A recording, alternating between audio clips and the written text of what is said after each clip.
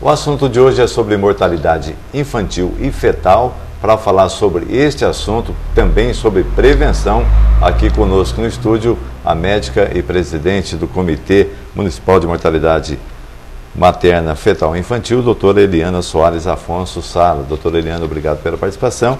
Ficamos sabendo que vocês receberam um prêmio em Belo Horizonte na primeira mostra estadual de experiências bem-sucedidas em vigilância e saúde. Fala um pouquinho sobre essa premiação e também a que chegou a isso, qual o trabalho que foi desenvolvido para chegar a esse prêmio. Então, o Estado, pela primeira vez, resolveu apresentar, né, trabalhos envolvendo ações que foram bem-sucedidas. Então, nós, nós fazemos alguns trabalhos aqui no Comitê de Materno, Fetal e Infantil, então nós resolvemos apresentar esses resultados, né? E foi assim, um intercâmbio de trabalhos que poderiam ajudar outras cidades iguais às nossas, que teve um bom resultado com as ações que nós fizemos, né, dentro do comitê. Então, nós ficamos surpresos, porque foram muitas as cidades, né, e nós conseguimos o 7º lugar, e nós gostamos muito do 7º lugar, né? Porque diante de mais de todo o estado de Minas, né, são 150 cidades, né, não sei quantos trabalhos foram apresentados, desse setor nós tiramos o 7º lugar. Doutora Eliana, o assunto é um assunto extenso, mas é muito importante hoje abordarmos alguns detalhes a respeito do acompanhamento das gestantes. Hoje esse trabalho é desenvolvido por vocês, aliás o comitê é uma fiscalização, mas também vocês estão sempre presentes a orientar todas as mulheres gestantes. Elas têm participado, elas têm assim, marcado presença nessas reuniões? Então vamos começar assim pelo comitê e como é que a gente chegou nas gestantes, né? Sim.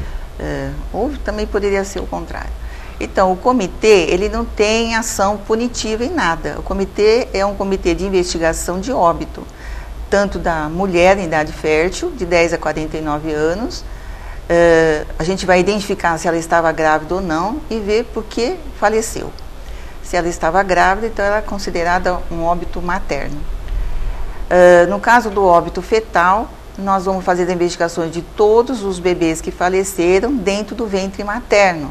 E nessas investigações, a gente vai tentar ver qual foi a causa que levou o óbito, né? Essa causa é evitável ou não.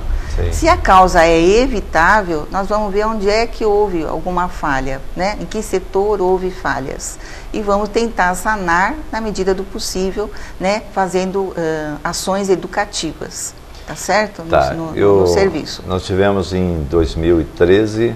quantos óbitos? Então como esse trabalho envolveu 2012 e 2013. Sim. Em 2012, nós tivemos 5 óbitos fetais, óbitos intrauterinos. Já em 2013, nós tivemos 4 óbitos fetais. E a outra investigação é nos óbitos infantis de 0 a 1 ano de idade. Então, crianças que nasceram e vieram a falecer.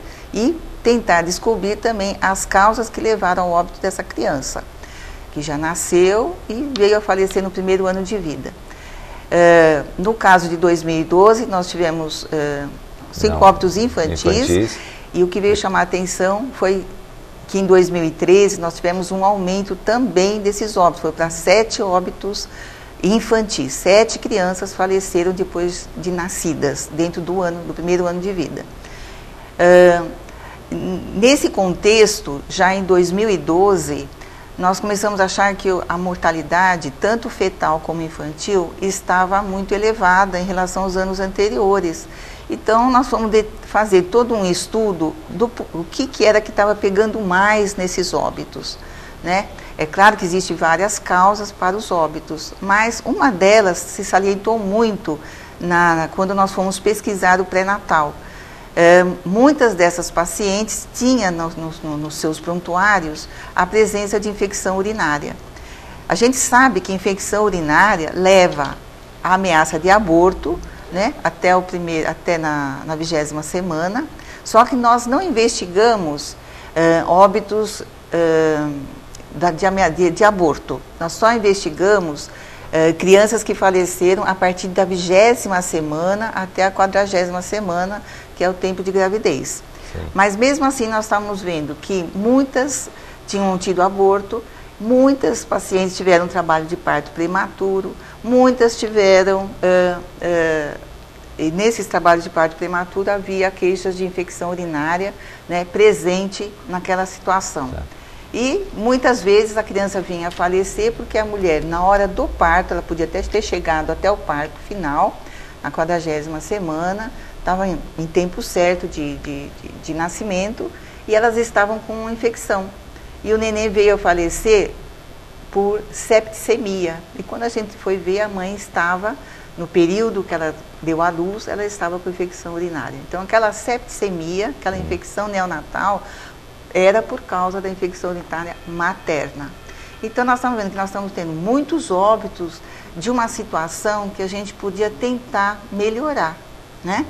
Então nós fomos ver, pesquisar e ver quais eram os fatores que estavam mais ligados à infecção urinária e o que a gente podia fazer para melhorar. Então nós começamos a colocar muitas ações, né?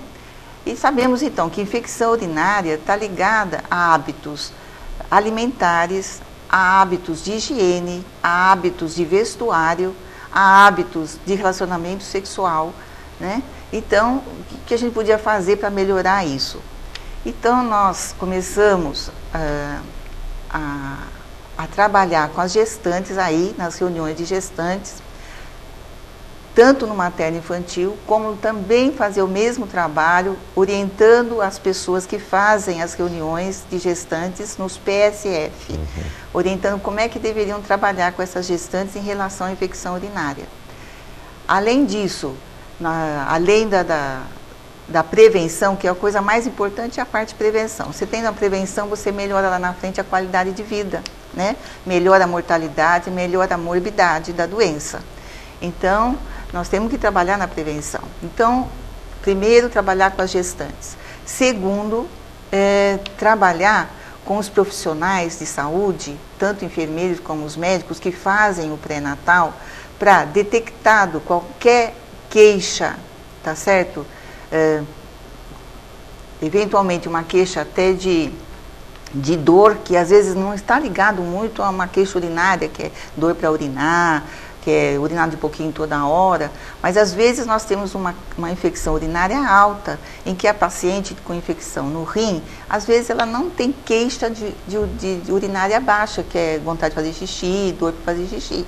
E às vezes isso já leva a iniciar dores abdominais, que podia ser confundido com contração uterina e levar a paciente até dar à luz prematuramente. Bom, então, na verdade, a mulher grávida, ela tem que seguir uma série de caminhos ali para o seu bem. Para poder não ter... para não ter problema de infecção urinária. Até a doutora Eliana já estava comigo, eu não interrompi, porque a explicação estava muito boa, dá para as pessoas entenderem, principalmente para as senhoras, né, futuras mamães, entenderem melhor. Então, no caso, infecção urinária pode ser causada por uma roupa muito apertada.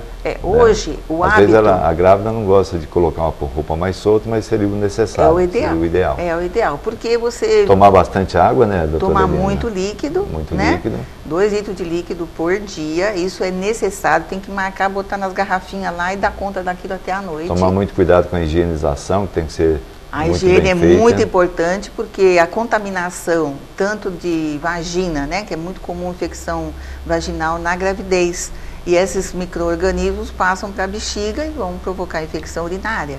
Se você não faz uma higienização anal na hora da evacuação, com água e sabão, né, bem lavado, você provavelmente vai ter passagem de micróbios do intestino para a bexiga e daí a infecção urinária. Doutora Eliana, o que acontece mais, a senhora que tem assim, contato com essas mulheres, qual classe, todas as classes são responsáveis, estão nesse levantamento? A infecção urinária, o que a gente vê é que acontece em todas as classes, né?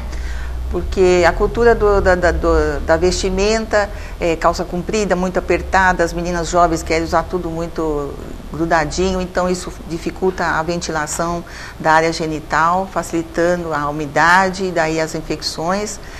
Então isso acontece em todas as classes. A dificuldade em tomar líquido acontece em todas as classes, mesmo as que são mais bem orientadas, né? A gente vê que tem gente que não gosta de tomar água, tá certo? E não é só a classe baixa, a classe média e classe alta, né? Então, existe um outro problema também, que seria a bebida alcoólica, o uso de algum entorpecente, medicamento, por exemplo. Tudo pode contribuir para uma... Não, isso tudo pode baixar a resistência, né, do organismo e isso levar... A grávida já tem a resistência mais baixa. Então, se você usa drogas, né, você vai ter uma baixa de imunidade e isso vai facilitar as infecções, dentre elas a infecção urinária. Isso por esse caminho indiretamente pode. Eu vou voltar naquela pergunta e depois se estendeu o assunto, que foi bom, sobre a participação das gestantes. Esse número de gestantes, ele vem aumentando, vem diminuindo, está na média, a participação nas reuniões? Então, é claro que depois que apareceu os PSF, muitas das gestantes foram para os PSF. Então, a gente no materno, nós tivemos uma diminuição, sim.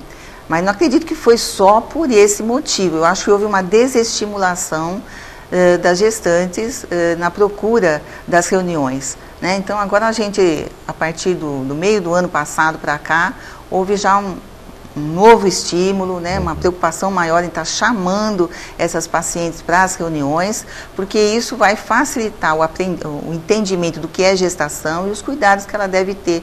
Porque nas reuniões vai se falar de muitas coisas, tá certo? Que vai melhorar a qualidade de vida dela na gestação.